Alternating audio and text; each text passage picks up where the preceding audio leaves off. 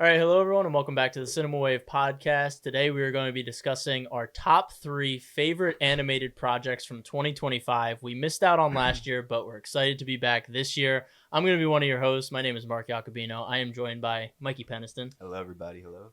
And Vinny Albano. Hello, hello. The animation crew is in the building. Very excited to talk animation. We love putting animation in the spotlight. We think it's not a genre. We think it's an art form that should be highlighted as much as possible. It can be as artful and amazing as live action stuff. So we just want to give an episode dedicated only to animation. So I'm really excited. We're going to start out this list of things with projects that we didn't get to see in 2025 that we really wanted to, but life got in the way, too busy. So we'll start there, then we'll do our honorable mentions, and then we'll get into our top 3. So if you guys are ready, we can start with some projects we didn't get to see in 2025 that we wish we did. I will start. I was a big fan of Legends of the Vox Machina on Amazon Prime. Really enjoyed that show, and a spin-off show came out at the end of this 2025 called The Mighty Nine. I heard great reviews. Haven't watched it yet, but I definitely want to check it out. So that's one that I need to go back and watch. There are some films that came out that I just couldn't find anywhere. Like I think Arco was a new animated film that had Natalie Portman, Will Ferrell. It was 2D. It was a sci-fi. Heard some good things about it, but it was just one of those very limited release films that I just couldn't watch. But eventually, I'm sure it'll come to streaming, and I'll definitely check it out then. So those were 2 projects that I missed out on, and we'll be checking out very soon. Mikey, okay. How about you? Very, very good picks. Mine are not. I don't know. Mine okay. The first one is more silly. But just because of how big it ended up being of a film, I wish that I at least gave it a watch just to at least see, especially coming from a music background, that being K-Pop Demon Hunters. Hell yeah. Yeah, you gotta check it out. Yes. I again, it's not a film that I would have normally just gravitated to, but again, it really was successful this year. The animation looked kind of cool on it, but again, just coming from a music background, and that music I know is just like that one song is played everywhere, and so yeah, and so that is one that I wish that I at least gave it a chance, because and I think there were one of the K-Pop Demon Hunters was a fellow graduate of Howell High School, if I'm not mistaken. One of the performers on the song Golden, not the voice actor. Not the voice, got you. Okay, is that right, Vinny? I think that's actually not entirely sure. Okay. Audrey. Yes. Audrey. Yes. Audrey Nuna is her artist name. But that was one, and then the other one, again, very different and contrary from the last pick. But I know that there was a show that was kind of talked about a lot this year, that I wish I got to watch. I just never had time. That being Smiling Friend, not Smiling Friends. I mean, Common Side Effects. Side Effects. Yes. Smiling Friends. Vinny's all over. that one will come back up at some point. Don't worry. But yeah, Common Side Effects, really good show. Common Side Effects. Yeah, I've heard great things from both of you guys about that one. So I still want to watch at some point. Cool. Passing it to you, Vinny. Yeah. So I had a lot of shows that I wish I watched this year. A lot of them you guys mentioned. I had tickets to see Arco at Montclair Film Festival, but I couldn't go that day, so unfortunately I missed that. I still want to see that. Mighty Nine, I'm a big Critical Role fan. I need to see Mighty Nine, especially since one of my players in my campaign has been begging me to watch it week by week. But I'm just gonna start off at the top of like what I really wish I got around to, but unfortunately didn't. The summer Hikaru died. I heard really good things. It was a 12-episode anime.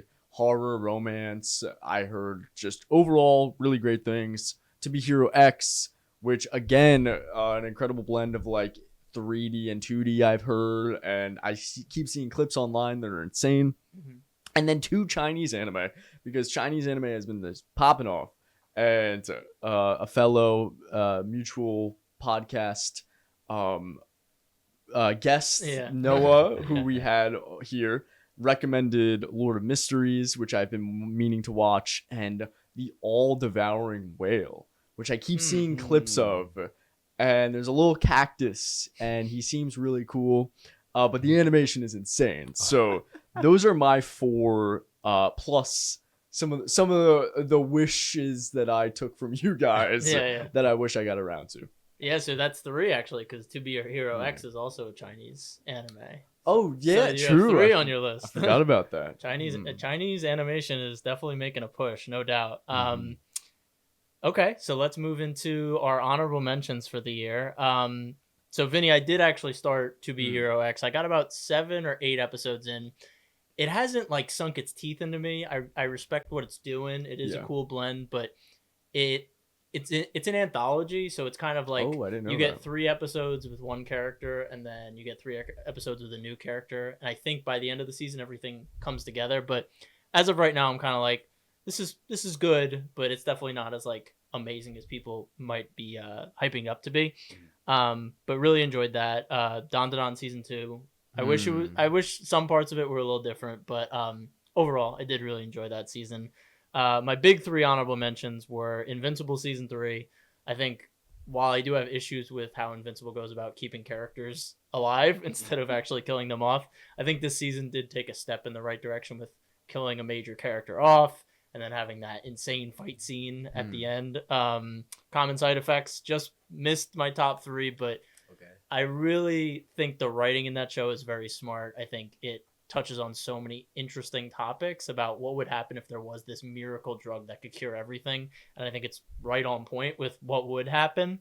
I would say the thing that holds it back for me is just the animation style. I don't really like the big head, small face aesthetic. Like that's just not for me.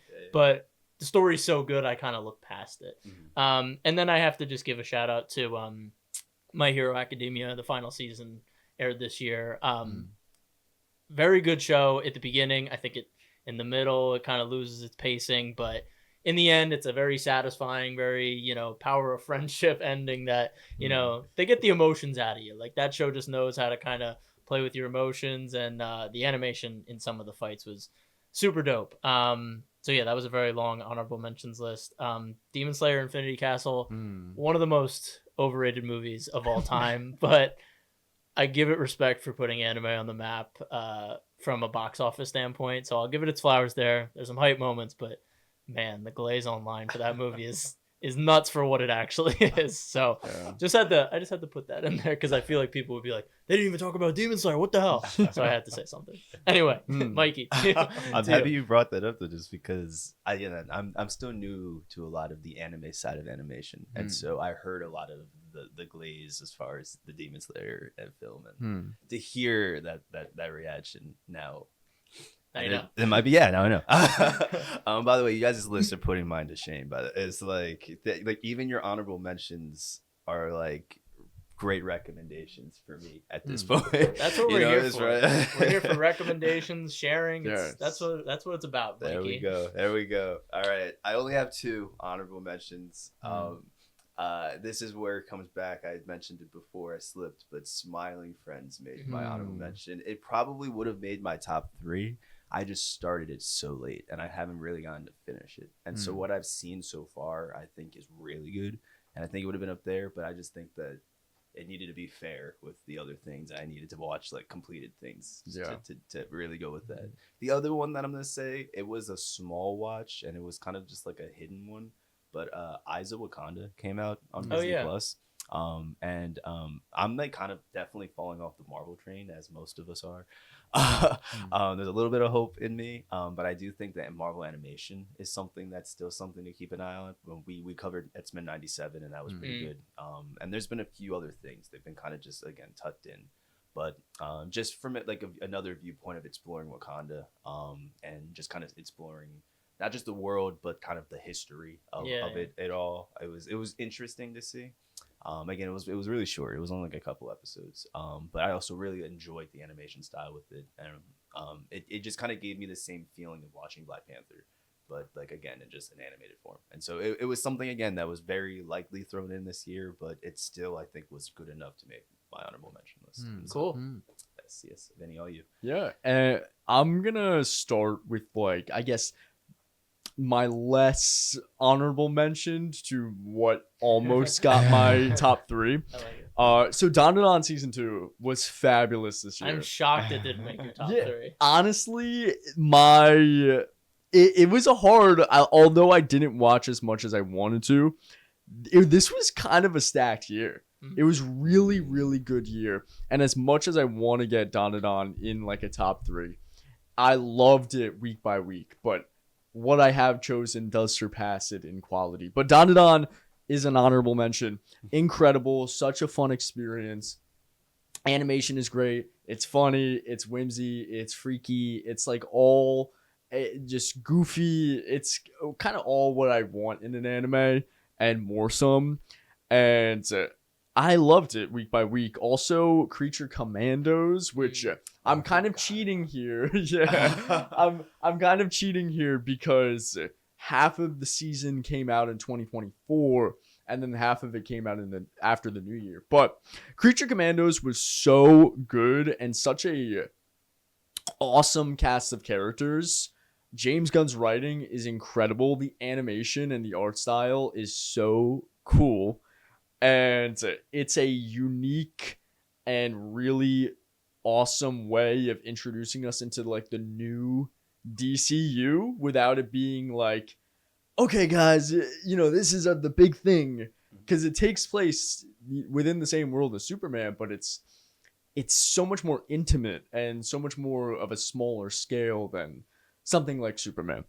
And then the top of my honorable mentions list is Gachiakura, which is a anime that blew everyone out of the water, it seems, because everyone was so attached. 24 episodes this year. The first season is great. I am in love with the art style. This show has so much swag, like within its music, within its fashion, within its art style. It has so much swag and just awesome hype moments. The animation is great. The characters are amazing, and the power system is really, really, really cool. It is a really cool power system. Also, just although I will say it kind of has like a slower start, it gets you so engaged by the midpoint. And I actually have one of my best friends. She watched the show and then proceeded to read the entirety of the manga right after. So if that is a testament to the quality of the show, it has the sauce.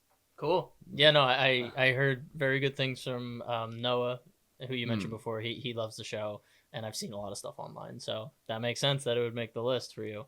Well, the honorable mentions list at the top. Okay, cool. So let's get into our top 3. So we're just gonna go around. I'll start with my number 3, and then we'll hear everyone's 3, and we'll just go around. I'm sure Vinny will love this, but at number 3 I have Chainsaw Man the movie, the Reze arc. I'm sure it's gonna be higher on his list, but yeah, Chainsaw Man season 1 I loved. There was a bit of an art style change for the movie, which I came around to by the end of it, but I still prefer season 1's art style. But the movie does an excellent job of keeping that cinematic feel. The characters are still front and center. There's a really cool thematic through line with the question of whether you want to be a city mouse or a country mouse. I love that it has that connective tissue throughout the film. And the action, I mean, the last maybe 40 minutes of this movie is just insane 2D hand-drawn animation with amazing soundtrack playing throughout it. Speaking of soundtrack, the score of this film is incredible. There's a scene called the pool scene that is absolutely breathtaking. And yeah, I think the only thing that was holding this movie back for me was the fact that the big twist of the movie is spoiled in the promotional material. So you kind of know what the big twist is. And so throughout this movie, I didn't really have that tension of like, oh, what's going to happen? Because I knew what was going to eventually happen. So that's why it wasn't higher. I'm very excited for Chainsaw Man as a show to continue. I know they just announced season 3. Very much looking forward to that. So yeah, that's my number 3. Vinny, I'm sure it's on your list if you want to just reveal. We can wait. Let's go in order. Okay. All right. It's like a build-up. We like yeah. Okay. All All right, so Mikey, you're number 3. Got you. I kind of teetered with this 1 and 2, but I actually just now made the decision. Wow, a live yeah, decision. live. Fully, just because I wasn't fully sure. I am going to give my number 3 to the newest season of Solo Leveling. I am. I wasn't sure if we were going to hear about it today. I am. So I was a big fan of Solo Leveling. For those who don't know, please go back and watch both our season 1 review and season 2 review. Yeah, these guys, that was the first anime that these guys kind of brought me into it with this genre, and it really had a shape on me, because it was the anime where I was like, oh no, like if this is what it's like we're getting into, then like yes, then sign me up. And I felt like season 1, again, it just set such a cool stage, and then it ended in a place where like it could do nothing else but elevate to me. And I felt like season 2, I think it did that. I feel like we saw sides of the characters, of a few characters. I don't even want to just say of just Woo, but I feel we got to see a lot more of this world. There were a lot. They were able to expand upon it a little bit more, while also still kind of answering questions, while also not answering questions, to set stages up a little bit more. Again, it's just always cool to see how far he can level up, And so it was for me, it almost hit my number 2, but you'll hear what number 2 was in a little bit. That's what I am going to stick to with my number 3, though. Yeah, Solo Leveling season 2 did not make my list. I'll just spoil that now. I know, Vinny, you weren't a big fan of it, but me and Mikey, we talked on the channel about it. The scene with his mother this season was was huge. Like when his mother awakens, I thought that was probably the best scene in the season, even though a lot of people would say the fight with King is the best, because just it looks amazing and the action's awesome. But that's kind of the character moments you're talking about that I think leveled up compared to season 1. The mom scene especially, though, that I just remember the colors in that scene. We talked a lot about that too, and that was like, for me, it was like to see, that's one show that I feel like it can go from like the fight scene and like the quickness of it all to something just so like seamlessly gorgeous, And so I haven't seen a lot. I'm sure a lot of them can do that, but again, this being an introduction for me, it still just holds a special place in my heart. Yep. Yes. Yeah. Starting off my top 3 with my third, I actually put Common Side Effects as my number 3, which, Mark, you touched on the brilliance of this show. The writing is so good. The commentary, the themes, I love that it's a good commentary on current issues, kind of bigger issues. It is done so well because it gives you a really strong cast of characters that each have their own perspective on the issue, and allows the audience to be like, okay, here you are, like decipher this for yourself. Obviously, it kind of nudges you in a certain direction, but it's so well done. The character moments are so great. I love the animation. I love the dialogue. So I feel like a lot of times dialogue is oversimplified, especially in anime, although this is not an anime, but just an anime specifically, but also just animated projects as a whole, right? They want to get to the flashiness of it, but the dialogue, it's written like, I don't have a comparative screenwriter to compare it to, but it's written so just fluidly and comically. There's moments of comedy that are so natural that it's almost like we're watching a comedic duo rather than animated characters. It's brilliant show. I'm very, very excited for season 2. Has one of the best endings, I think, of that we've seen this year. So yeah, that's my number 3. Yeah, I wasn't expecting the show to get a season 2. I kind of thought going into it would be like a 1-season miniseries, but then in the end, it kind of has all these open plot threads, and I'm like, oh, okay. And then I saw they announced a season 2. So yeah, I'm looking forward to season 2. The comedy is really good. And yeah, it is very timely, like you said, very, very timely. So you definitely should check it out when, yes, when you do get a chance. I was for sure, yes, because it seems like it's very, very highly praised. So. Yeah. All right, so I'm getting into my number 2. So this one, honestly, is it's kind of popcorny. It's a popcorn pick, but honestly, I had so much fun with Kaiju number 8, season 2. I thought this was a really great evolution for the show. I think season 1 was very derivative of other projects, Pacific Rim, Attack on Titan. Like, you could see all of its influences, and in some cases it felt unoriginal. But by the end of the season, there's a bit of a turn, and you're like, okay, all right, I see the process. I see where we're going. And then season 2 just kind of kicks everything up. The stakes are higher, the animation's better, the fights are really cool, and it ends on a really great cliffhanger for season 3. So I'm really excited. I think the characters are really fun. It's one of those shows where each character doesn't get like a lot, but they just get enough for you to be attached to them. And season 3 is the last season, so it's a very tight show, which I like. And I'm really hoping that they stick the landing. So I very much enjoyed Kaiju number 8. It's not world shattering from a storytelling perspective or like dialogue, but really fun watch, great action, and yeah, I look forward to it every week. I've heard good things about Kaiju number 8. I remember, especially this year, hearing good things about it, but that's one that I don't know anything about. So I'm gonna let Vinny, if you have anything to say about that from the year or anything, just to tag. I actually don't. I know of it. I've never watched it though. Okay. Yeah. All right. Then that is definitely another recommendation for me. Yeah, and it's a quick one. So. Is it okay? Okay. Perfect. Yeah. No, that sounds great then. Mikey, hit us with number 2.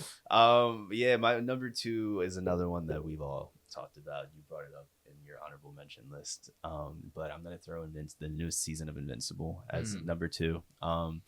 It again, I was teetering between this and Solo Leveling. The only reason why I ended up moving this up literally in the moment was I'm very biased with my list now that I'm thinking about it. I feel like it wasn't just the content, but it was the effect that the content had on me this year that was deserving of its spots. And for whatever reason, this season of Invincible, not that it was like the best season of Invincible, but this was the season that kind of like really got me to go back into like the written content.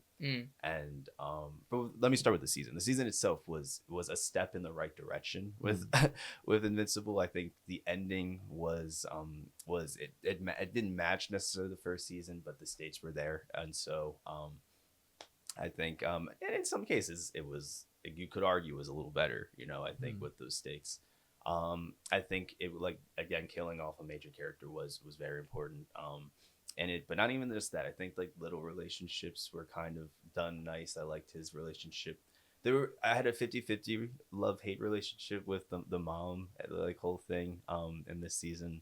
But again, I understand where they're trying to take things. I think and I still, outside of like the main story, I still like the things that they're building on with like Langston and like now like this like I guess like hell like that guy underground, whatever, right? Like I guess there's more to this, I'm realizing, and so that's where I put it there. But then again, it was something about watching this season where it was like, whoa, like I don't know a lot about this, and I keep forgetting that this is all of this is written content. Like I should probably start doing that. And so with that, I went back and I bought all of like from the very beginning. Oh wow! Invincible. Yeah. Oh nice. Yeah. Nice. And so I it was another thing I never got to finish this year, but it led into that and I started it. And so that's what kind of knocked it at number 2 for me, because it kind of again reintroduced me to Invincible. So yeah. Dope. Nice. For my number 2, it's not life-changing. Well, actually, I would argue it is life-changing for me. It's Smiling Friends season 3. Okay. It's not a crazy one. Honestly, I was thinking about Invincible season 3 being on my honorable mentions list. The conquest fight is incredible, and the season as a whole was really enjoyable despite some of its flaws. But Smiling Friends, it took me by a storm. This show is breathtaking in every moment. It is the most it is the purest form of slop that you can get. This is good slop. This is a show that I was every week giggling and kicking my feet in the air and looking forward to every week. Those 11 minutes of smiling friends, and they're my friends. They really are my friends. I get so happy when I see Pim and Charlie, and I'm like, wow. I love these guys. I love these guys. And it's so funny. Honestly, I think this season might be the funniest season. And it also has some incredible standout episodes. So, Smiling Friends Season 3. I loved it. Nice. I see clips all the time on the internet, like people just clipping out memes and stuff out of it, and I watch it. I'm just like, what the hell is going on? Yeah. It's like all these different weird animated styles just like meshing together in a really gross way, and I'm just like, but people love it, and like I kind of get it. Some of the scenes I'm watching, I'm like, this is pretty funny, but I don't know if I'd ever sit down to watch it. I don't know. I got to start it, and so I made it to this newest season, but only to like the beginning. So I do understand a little of what you're saying, but I need to sit down and finish it. But I can agree that it's just like the right amount of like. I don't want to say stupidity, because it's like it's genius to be able to do something like this. You know what I'm saying? Yeah.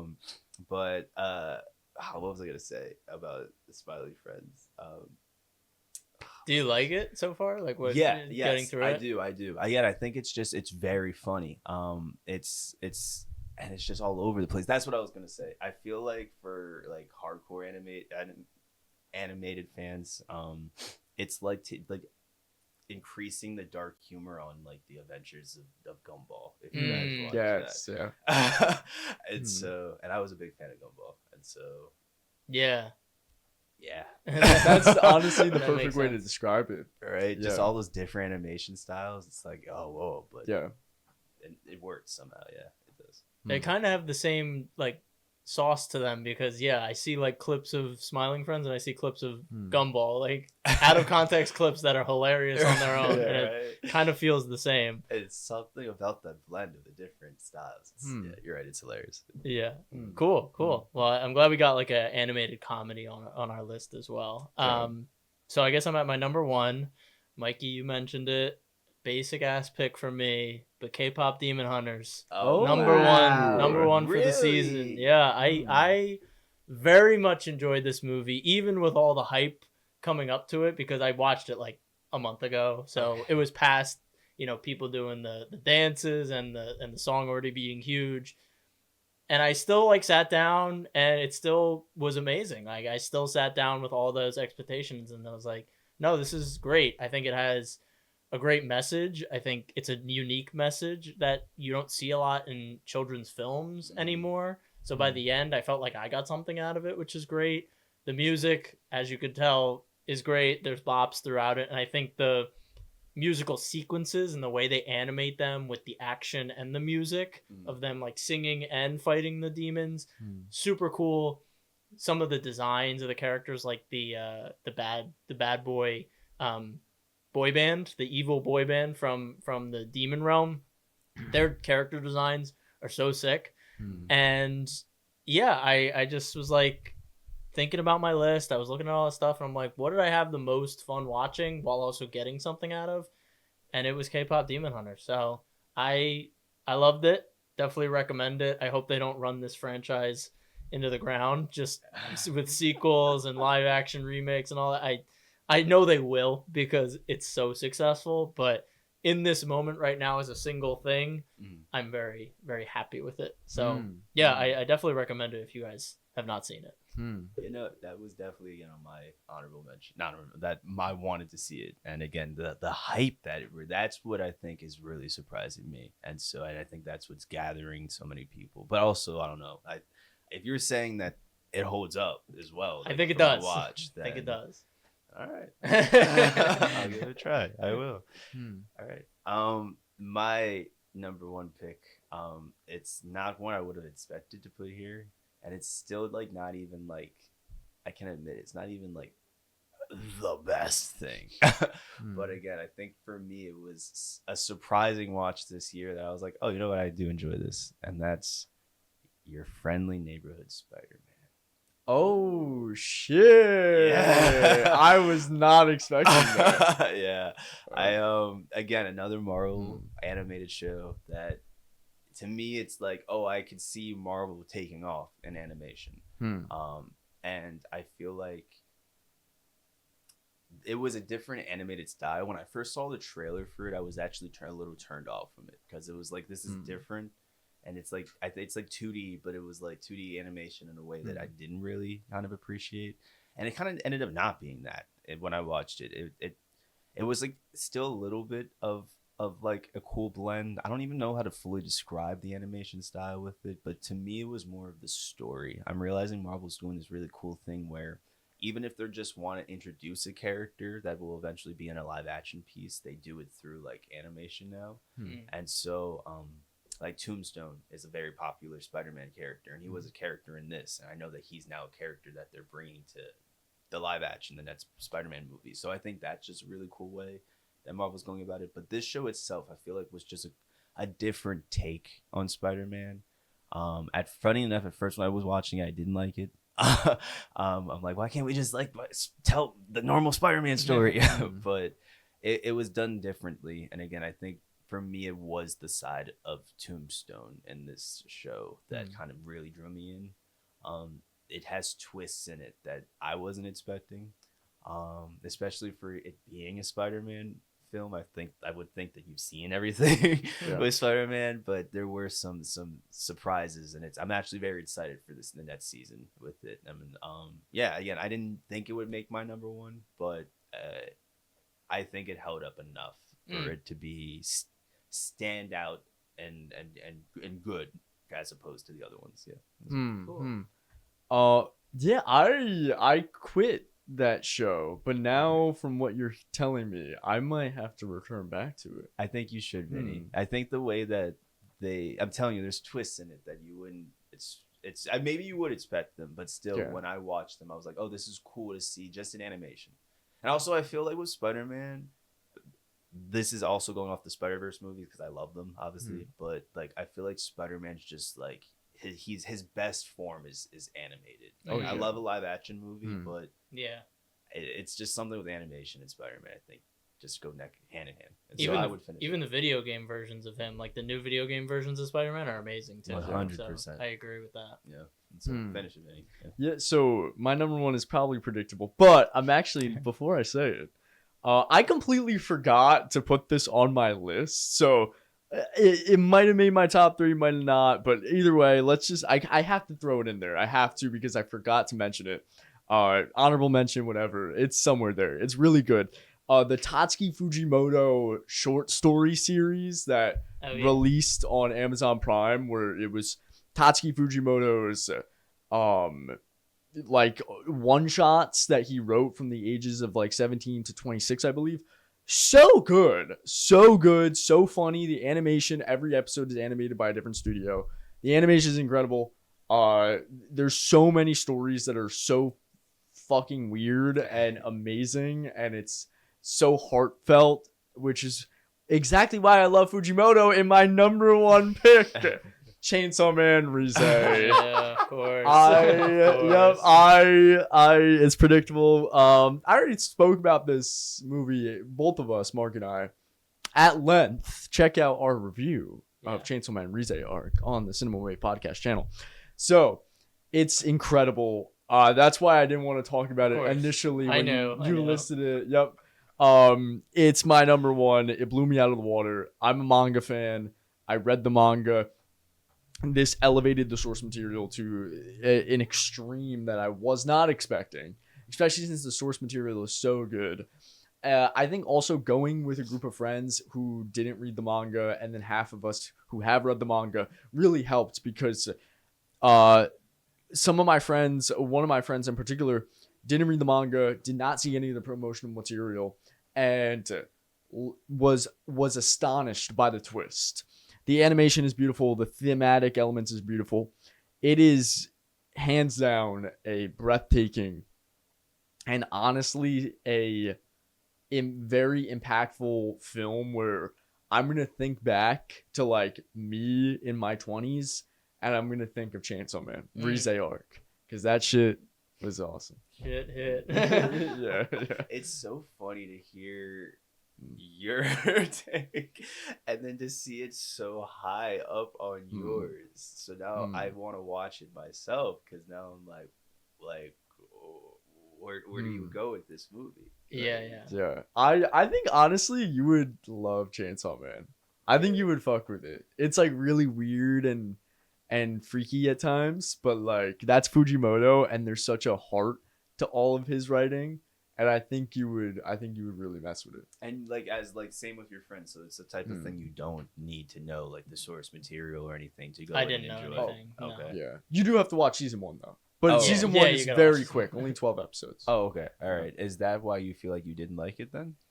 It was a combination of the art style change, because in season 1 they go for this very cinematic, grounded style that I really connected with, because it was such a cool juxtaposition to the world where it's like there's very silly characters, but then the stakes and every situation they're in is very dark and grim and serious. So I thought it like played well. The movie is a bit more traditional anime style with a little more pops of like neon color that people, and Vinny had talked about it, was missing from the first season, and people that love the manga were missing that. So for me, it was just like a change that I, saw in the theater for the first time, and I was like, oh, I don't know if I gel with it as much. But as I got into the movie, I enjoyed it more. And then the twist, again, like if you watch the trailers for the movie, you know the twist. So that kind of took away from it for me. But I still really enjoyed the movie. Okay. All right. Hearing you both. I'll give it a try. Vinny is also a super stan of the author for that. So whatever he puts in the theater or on screen, Vinny's gonna have it at the top of his list. That's just what it is. I'm a stan. I can't lie. Yeah. There hasn't been, like I mentioned, the Fujimoto short story series was also mind blowing to me, because that was material that I did not read, but everything I've read by him, I've absolutely adored. So I am a stan. I might be biased, but no, he's great. He's great. I loved To Look Back, which came out a couple years ago. That's a great movie. You should check out. Okay. We're giving you too much stuff, Mikey. I'm so sorry. We're just overloading. It's all right. I apologize. Hey, it's better than, again, some of the things I had on my list. Oh, stop it. All right, let's talk about let's look ahead to 2026. There's a lot of big animated projects coming out in 2026, so we just want to list off some projects that we're really looking forward to at the tail end of this episode. So I'm just going to name a couple. Jujutsu Kaisen season 3 started today, so I'm anticipating that. I watched it. It's amazing so far. Really excited for the rest of the season. Avatar, The Last Airbender, The Legend of Aang movie is coming this year. I hope it's great. I can't wait to see them as adults. I am a little nervous about it because they took it out of theaters. It's going to be on Paramount, and they changed some of the voice actors that I don't think needed to be changed, like Zuko. I don't know why they would change his voice actor. Seems stupid, but I'm still going to be there first day, no doubt. Free Ren season 2, Free Ren Beyond Journey's End was like a fantasy anime that took over the world 2 years ago, I think. Maybe it was last year. No, I think it was 2 years ago. But I can't wait for season 2. It's just like a comfy, cozy fantasy show that has some really cool themes. I think it's slightly over. I think we kind of agree. It's like slightly overrated. Yeah. People like, but it's good. It's good. It's very good. People like worship it though, and I'm like, let's bring it down a couple notches. And then the last movie is Wildwood, which is from the creators of Coraline, stop motion. They are coming out with a new film this year.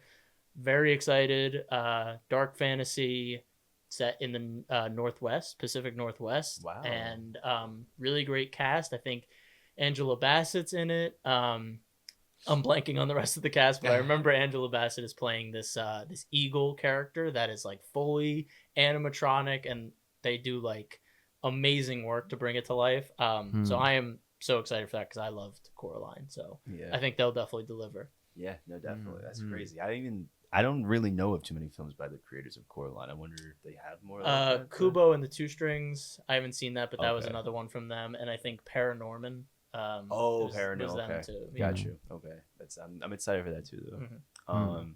Okay, I had on my list. I had The Cat in the Hat. Bill Hader, I think, is producing it. Oh, It's just a film that I'm just curious to see. The trailer wasn't like it was cool. It wasn't like a standout sort of animated trailer, but I just think that I'm a fan of taking these older franchises and kind of like doing them up differently. And I think again Spider-Verse started a wave of kind of introducing a different style of, at least to like, again, like the big movie franchises, like differentiating that style a little bit. And so this could be one. I was a big fan of the Teenage Mutant Ninja Turtle movie. Yeah. And that was a little different take. So this could very well fall in line with that style of film. So I maybe that one. I have the new Mario movie that's supposed to come out. I'm a big Nintendo guy. I'm a big Mario guy, and I was a big fan of the first Mario.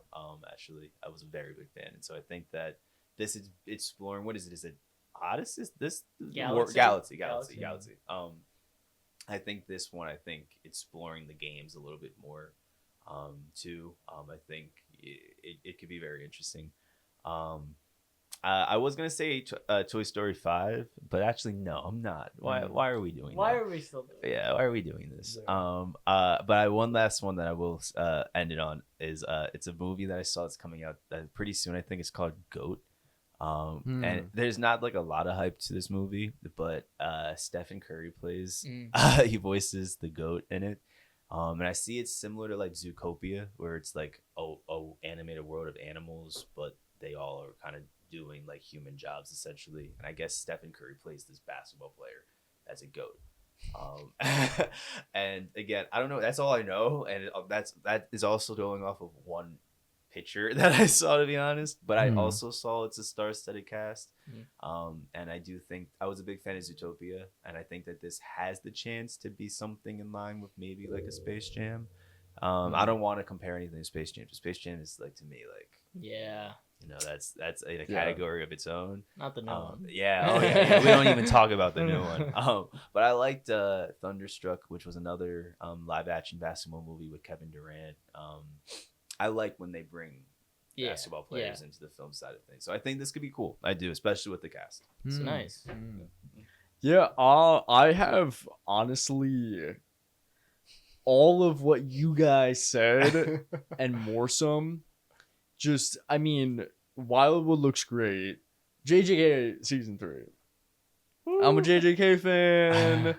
I have my flaws with the writing of where it goes because I read the manga, but from what we saw from these first 2 episodes, absolutely incredible. So excited. My goat Hikari is getting animated. My gambling goat. But anywho, some titles that I am really excited for that hasn't been mentioned yet. JoJo's Bizarre Adventure Steel Ball Run. Incredible manga. I'm very excited for this adaptation, but also kind of nervous because it's such a important section of the story. It's such an important part. It is such a tremendous part in scale that I am nervous that David Productions is going to be able to pull it off in a efficient and way with high quality, right? But I have hopes. So that's definitely on my list. Mikey, you mentioned the new Mario movie, which I am very excited for. And honestly, yeah, that's kind of it for me. That's really it for me, honestly. You guys touched on a lot of other projects that I'm excited for. Yeah. I'm excited for that Bill Hader movie. I haven't seen many of the other like newer Dr. Seuss adaptations, but Bill Hader makes me excited for that one specifically. And like the Mike Myers Cat in the Hat is so hilarious and weird and twisted that I'm like, can can they do that with the animated movie too with Bill Hader? That kind of sounds fun. I don't know. Right? Like imagine like a Barry Cat in the Hat.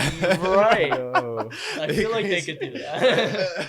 Crazy. But I also am excited for the things you guys. It's a JJK that is my next watch is what I was say before. But these boys they're getting me right. So that I'm excited to start that be the next anime run for me. And you'll be with us soon, Mikey. You'll be with us for season 3. I'm so excited. But yeah, this has been great. I really enjoyed this list for everyone. I hope you guys got something out of it. If it's a project you hadn't seen or you wanted to see but you didn't know if it was good or not, hopefully we gave you some insight into that. We're always talking animation on the channel, so definitely check back. We have a lot of reviews for some of the stuff we talked about, Solo Leveling, Chainsaw Man, so definitely go back and check those out. Leave a comment, your favorite animated project from this year or what you're most looking forward to next year. And yeah, thank you guys so much for watching and being with us today. Follow us on all the social medias, like, subscribe, do all those things. And yeah, I've been Mark Jacobino. I'm Mikey Peniston. And I've been Vinny Albano. And we'll see you on the next one. This is The Culture.